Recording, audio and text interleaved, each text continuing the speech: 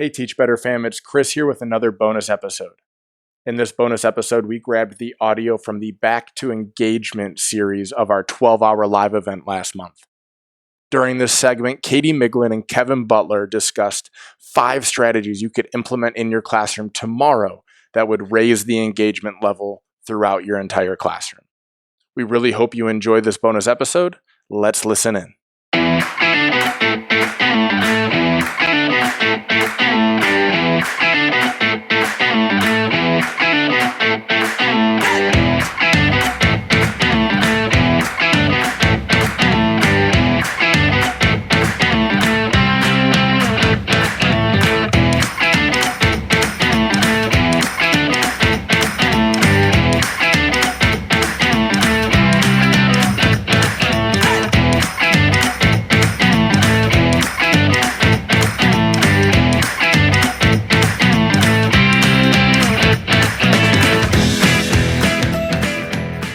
Welcome back. My name is Katie Miglin, and I am here with the amazing and talented Kevin Butler for the Back to Engagement segment.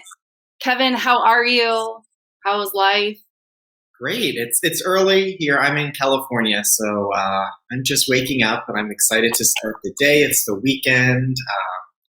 I was trying to figure out as I was waiting for this to start, I think we only have 6 weeks of school left until summer vacation, so.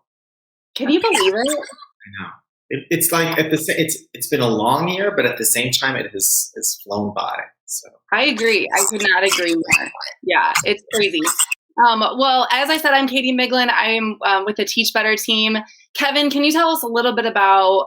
You said you're in California, but what do you teach? What ages? Things like that. Sure. So I am in my 18th year of teaching. I teach 5th grade here in Los Angeles, but I started my first 12 years were in New York, where I grew up out in the suburbs of Long Island.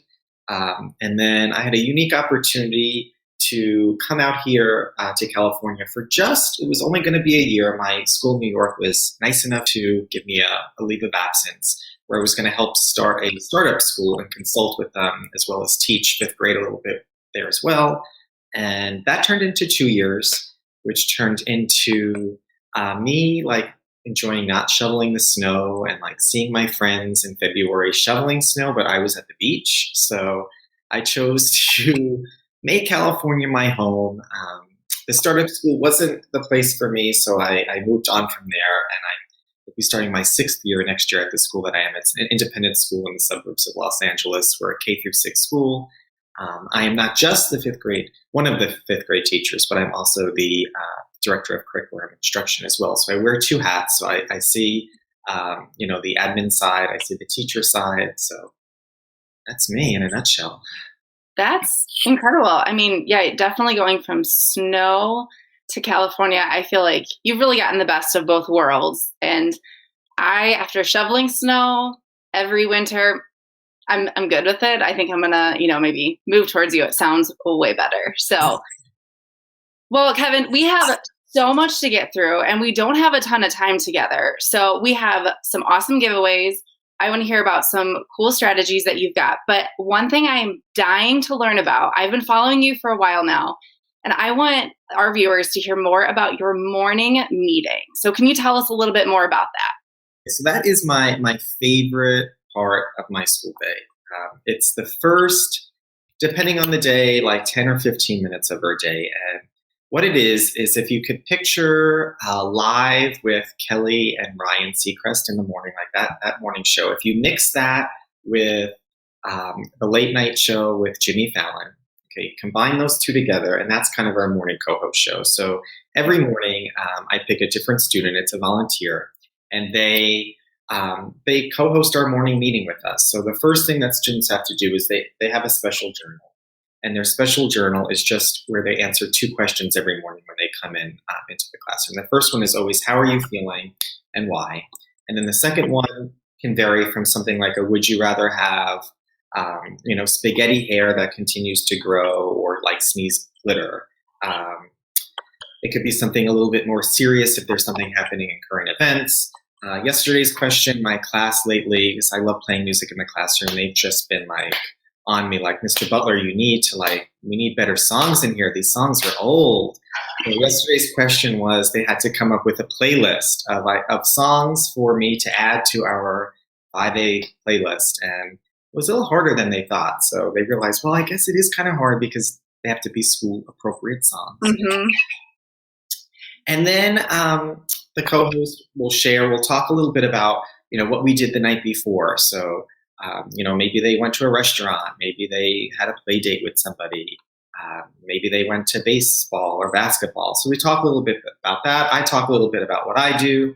I usually bring up some type of topic that's happening in the news and get their opinion. Sometimes it's a fun issue. Sometimes, again, it's more serious. Mm-hmm. The co-host gets to pick their classmates to share what they wrote in their journal with the rest of the class. And then we always get to play some fun game. Sometimes, I'm trying to think what was yesterday. Yesterday was just like a trivia game, but it's all different types of things. And it just builds that community. And we have a good time doing it together. Yeah, that sounds awesome. It sounds like such a good way to not only spotlight a specific student, but also to kind of just bring in, some fun, some serious, like you said, and just kind of build that classroom culture. That's really cool. And it's something that I feel like it could be easily done. You don't need a lot of resources to be able to do it. You just got to have a bank of ideas, which you shared a bunch. So that's awesome. Well, Kevin, I know that you are like the king of engagement, and I follow you on Instagram, and literally when you went back in person, I was like, okay, I've been in person for a few weeks and I'm still not figuring out how to do this much engagement with masks, with plexiglass, with all the things. So you have got this all figured out, or so it seems, but I want to know some strategies. What are some things that our viewers can take away and start as early as Monday? What are some quick tips do you have for us? Sure. So I have I'm going to share 5 with you, and the 5 that I picked are ones that are simple, that are easy, require little or no money, little or no prep. Perfect. So hopefully you'll be able to implement them really in almost any grade. I know kindergarten sometimes is a little difficult because kids are still learning how to read, but really any grade level, whether it be high school, elementary school, middle school. So the first one, I call this Puzzle Mania. So this is what it looks like when you prep it. So here I am. It's just a matrix. And if you look closely, there are words that are connecting on each of these lines here. And you could do this again in any subject. This is just like a mixed one. This is one of the first ones that I do. It's kind of just fun. But I do this in math with numbers. I teach social studies. We do a lot of this with social studies and vocabulary. And the words connect somehow. So they could be opposites, they could be synonyms, they could be typical references. Here there are some math problems. So I'm reading through this paper backwards. I think this one just says 20 divided by 4, and then on the other side it's 5. This one says 8 times 8, and it says 8 squared here. So it's just a matrix of words, but they don't get it looking like this. They get it in a little plastic bag. Okay. All cut up into little rectangles. And prior to COVID, this would be a team activity or a partner activity. Right now we're still, I have to say, luckily here in California, our numbers have really come down. A lot of our schools vaccinated. So the county of LA, our restrictions are coming down a little bit. So now we're able to kind of work in partners as long as we're 3 feet away. Masks. With their partner, they get this all scrambled up so it looks like a puzzle. And at first they're like, what? And they know, I give the directions about, it could be synonyms, typical references, things like that. They know that it's going to look like a large rectangle when they're done. And then they have to figure out, they've got to put all of these matching pieces together. Mm-hmm. But I purposely put things, and this is a lot harder. The first time I did this, I thought they would get it in 5 minutes. It took 30 minutes. It's tough. Yeah. So, and there's purposely, one here is I have Kevin Butler is one, but then there's another one that's teacher with Mr. Butler. So there's tricks in there too. So they've got to be able to figure out all of, the ways to put it together.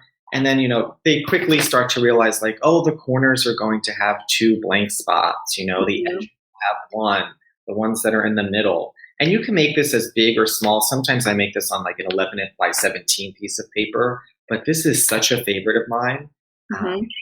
My advice is just keep your original copy so then you don't have to redo this, because last night I realized when I got home and I was writing some notes for this morning, I'm like, I left my folder at home. So I had to quickly do this one last night.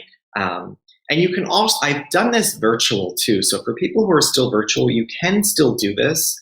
I've done it where I've sent it home to kids already cut up, or make your puzzle and then cut out your pieces, but cut them out incorrectly. Take a picture of it or scan it, send it to your kids all mixed up, and they just have to cut it out on the lines if they have You can do it that way too. I've also done it, last year I did it once on Google Slides, so they were able to actually turn the pieces as well. It's a lot easier in person, just having to use a piece of paper. And it costs no money. I love when things. So a couple questions with that. So for your words that you're using, are they content-based? Are they things that have come up in the morning meeting? Kind of where do you get your ideas for your different matches? It will all depend. So I will do it in math if we're doing, in the beginning of the year, I do this with place values. So there'll be, like expanded form, there'll be standard form, there'll be word form where they're matching up. They do a lot in vocabulary, where it's synonyms, antonyms to our weekly vocabulary words. I do it in social studies with just definitions of words. So whatever you teach, you can make it work. That's awesome. That's super cool. Now, how long does that, like the part you showed us, the page, how long would that typically take your students? Just to give people kind of an idea. Again, depending if they're able to work with a partner or in a small team, I would say roughly I would plan for 15 to 20 minutes. Okay. First time, like I said, it was a little longer because they didn't really get the gist of the whole game at first. But the second time they play it, they remember, like, look for those corners, look for those edges. Okay.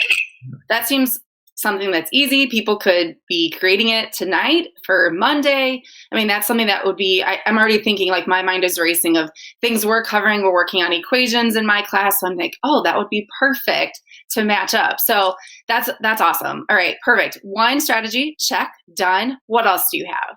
The next one, this is a fun one. You do have to buy these bands, but you go to Dollar Tree and you get 6 for $1. So that's a good buy. All right. And I call this heads up. And you hand these bands out. And again, just check with your administrator just to make sure you're allowed to do this with COVID. They put the band on their head, and then I make these. I make this matrix again.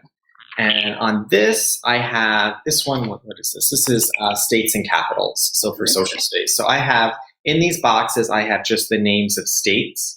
And these smiley faces are just there because there were more rectangles than there were students. So that was just for decoration. So the names of the states are in these boxes here. Every student gets one of these. I usually clip it onto a clipboard. They have their pencil. They put their headband on, and then I come around.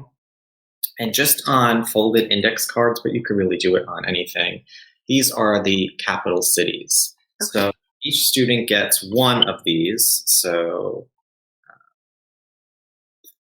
they would put it like this. I'm trying to do this backwards so that everybody in the class can see what they are wearing on their head like that. Okay. And everybody gets up and they're walking around the classroom, but they're not allowed to talk. There's no talking in this game at all. And they have their pencil and they're trying to search. What do I have on St. Paul? So they would be trying to find the capital, the state that matches the capital city of St. Paul's. They don't write down the capital city. They write down who's wearing it. So they would write down Mr. Butler was wearing that one. Michael was wearing that one, and so on. Then when we go over it, we don't go over the answers, but we go over who is wearing it on their head. So it's just a fun way. They're up out of their seats while they can't talk, but at least they're getting to move around and they're looking around. I never tell them how much time, depending on the subject. So that was a states and capital one. I wrote a whole bunch of different ones. This one was in math, using fractions, converting fractions into decimals. Wow. So they were wearing the whole numbers on their head or the fractions. This was, what is this set? This is just geometry, vocabulary on there. So you could, again, do it with any subject. Vocabulary, you can have the words versus the definitions. So that's another fun one where they're getting up out of their seat other than like buying these, there's nothing you need to buy. This is really easy to make on a spreadsheet. So yeah. Yeah, I love that. Not only is it a quiet game, sometimes that can be kind of dicey with interactive stuff, but you're getting students out of their seat. They have to know a little bit of knowledge. But what I really like is that you had them writing down their peers' names and not just the answer. Because sometimes we find that as educators that you have students who are just driving to get the right answer, and that's all they care about. But there, it takes them, a second to think, okay, who's this student? And I teach middle school, so there's 100 and some kids that I see every day, and I swear it's like second semester, and some kids are like, wait, who's Amy? I'm like, oh my gosh, Amy's been in this class this whole year. So I think that's such a cool thing to get them kind of interacting with each other, but in a creative way. So okay, you're knocked out of the park with 2. Yeah, and another tip: do it in the first or second day of school too, and that you can do it with, so they get to don't do it maybe with something academic, maybe like places they visited or things that they've done over the summer. Again, so they can learn their names. Exactly that, communicating with each other. That's such a good tip, especially for the kicking the school year off. Awesome. Okay, so you're 2 for 2. Do you have a couple more? I mean, you've gotten some really good ones. Do you have any more ideas? I do. Okay, so this one involves some critical thinking. I did not, so I created those. Those 2 are kind of my originals, I think. As teachers, we borrow from everything that we see. This one isn't mine, but I don't remember where I got it from. So I give credit to whoever created this.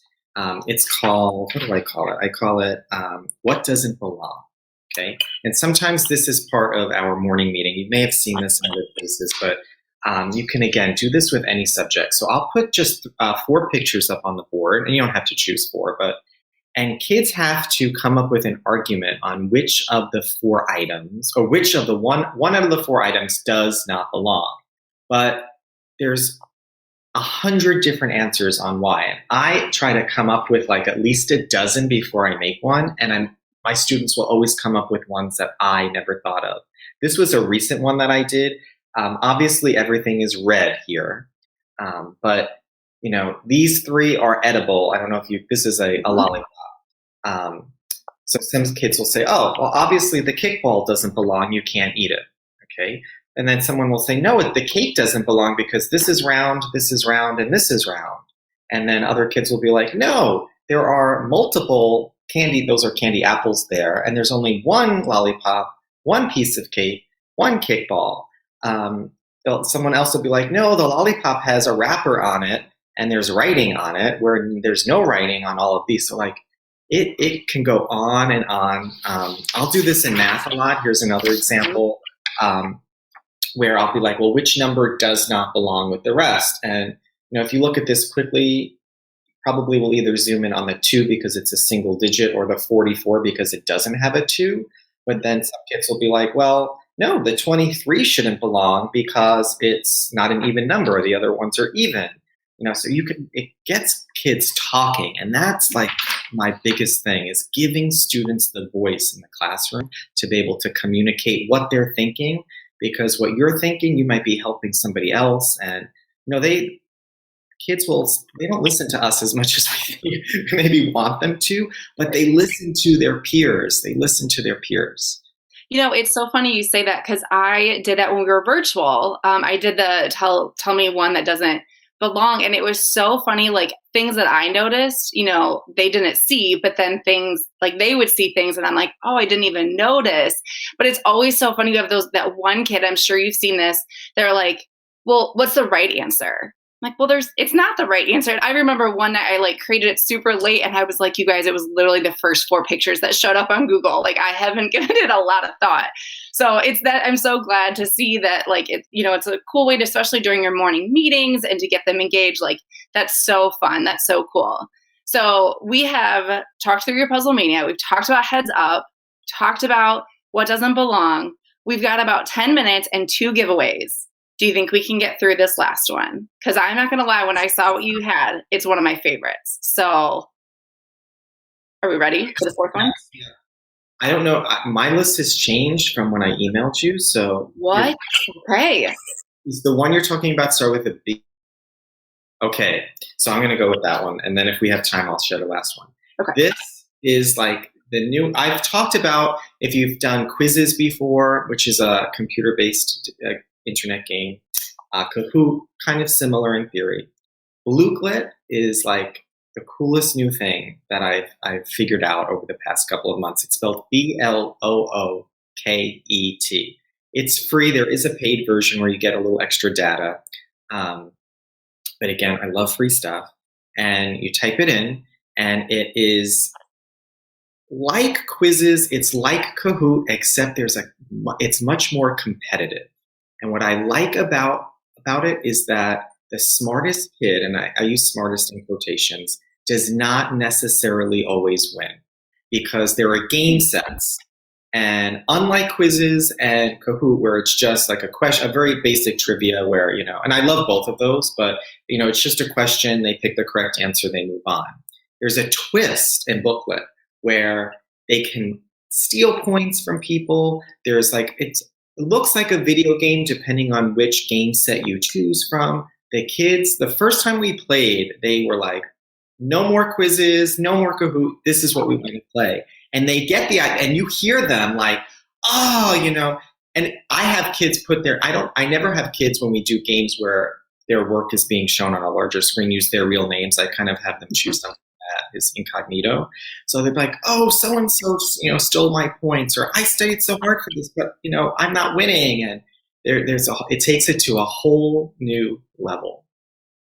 I could not agree more. We had state testing this last week, and there's hours of time where it's like the testing window isn't closed, but all the kids are done. And the kids every day, Kevin, every day, they're like, can we play a Blookit? I mean, there were times I was like, we're on our third round of this exact same trivia. Like, you guys know the answers.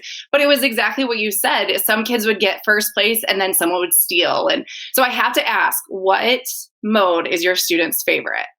They like the treasure hunt, I think, because the treasure hunt was the first one I introduced them to. Okay. That's the one they fell in love with. How about you? Gold. The gold rush. Nice. Yeah. And this one is definitely geared more towards upper elementary and middle school, I think. Yeah, I would agree. I think middle schoolers would definitely, because there's that strong competition. It looks like a video game a little bit. Yeah. All right. Well, Kevin, we have just a little bit of time. So I want to make sure we have time to give away some prizes, because we have 2 Amazon gift cards. And I don't know about you, but I'm a big fan of Amazon. So I want our viewers, we're going to give away some Amazon gift cards to the people who can drop in the chat a strategy they learned out of the ones you've shared so far, the one they cannot wait to use next week. Okay, so that's what we're looking for. We've got a couple minutes while those come in. Kevin, do you have like a few minutes? Do you want to share the last one? You think you can do it? Oh, hold on. There you go. You were muted for a second. Go ahead. Sure. So this one is another little favorite of mine. I take index cards. Again, you probably will see a theme. I like things that don't cost money. I print on labels, or this one I wrote out. Just math. This one is a math set. So these are just math questions, math review, all in index cards. The kids work in usually groups of 3, and they get a stack of these cards.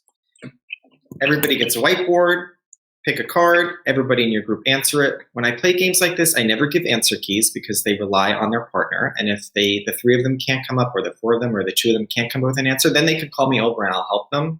But again, I like them to try to figure it out on their own. If it's your turn, you pick it, this is your index card. Even though everybody else is solving it, this is your card. If you answer it correctly, you get to fold it, do whatever you want. You're trying to build a tower. For everyone that you get correct, you're building a tower. Now your team is working together against the other teams in the classroom to see who can create the tallest tower out of these index cards. So for everyone that your group answers correct, you get to use it as a piece in your tower, and you're just building up. You can do it that way. They figure out their own ways to do it. But again, it keeps them interested. It keeps them from rather than chit-chatting about what they did last night, they want to get through these questions because they know the more they answer correct, the higher their tower will be. I love that it incorporates two things: group work, being able to answer the questions, but then also the competition piece of building the tower. Again, another one. I'm like, okay, how can I incorporate this literally next week? And it's so easy to kind of whatever you're doing in the moment, in that content to kind of put those cards together. So that's super cool. Now, how big are your groups for that? I would say I would stick to 3. Okay. I would stick to 3. Okay. Okay. Well, we have, I think, some winners. We've got, now I'm a big Amazon fan. Kevin, are you an Amazon fan? I'm surprised Amazon hasn't knocked on the door during this. That's probably true. I might have a package sitting on my front porch too. So now is there something in your cart that you've been waiting for? But I buy so many books. So many books. Okay. I don't know about you, but I love that if I have an idea for my classroom, I can quickly order something and it'll be there by the end of the week. So another reason to move to California, we have 2-hour delivery in California. So no snow and delivery, done and done. All right. Well, I am super excited. Drum roll, please, to give Lisa Miller and Melissa Weeks Amazon gift cards. So excited. There's a ton of stuff. I'm sure you've seen it in the chat. Ways that people are taking away what we've done, things that they want to incorporate. One of the things I think is so cool is so many people have commented that everything you shared today was free, which as educators, we're big, big fans of that. So Kevin, can you tell our viewers a little bit how to connect with you, how to follow you? Give us some more of that for us, please. Sure. On Instagram, you can hit me at the Kevin J. Butler. And on Twitter, same thing. I'll be honest, I'm more active on Instagram than I am on Twitter, but it's my goal to be a little bit more active on Instagram, on Twitter. Awesome. Well, thank you so much. Don't forget, if you are a winner today, to shoot me an email. It's Katie, Katie, at teachbetter.com so that you can claim your prize.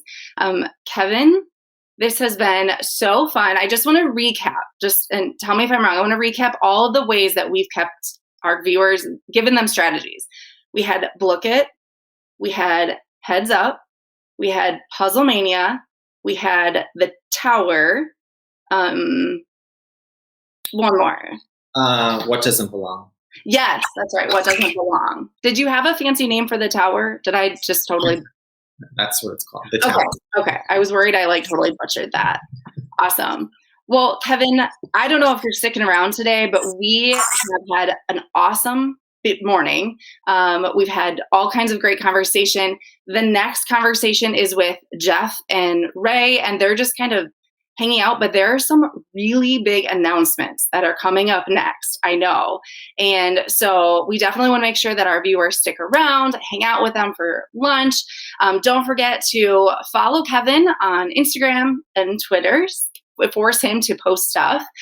You can also follow me, but continue to join us throughout the day. We've had a blast. And Kevin, thank you so much for giving up some of your morning. And we'll be right back.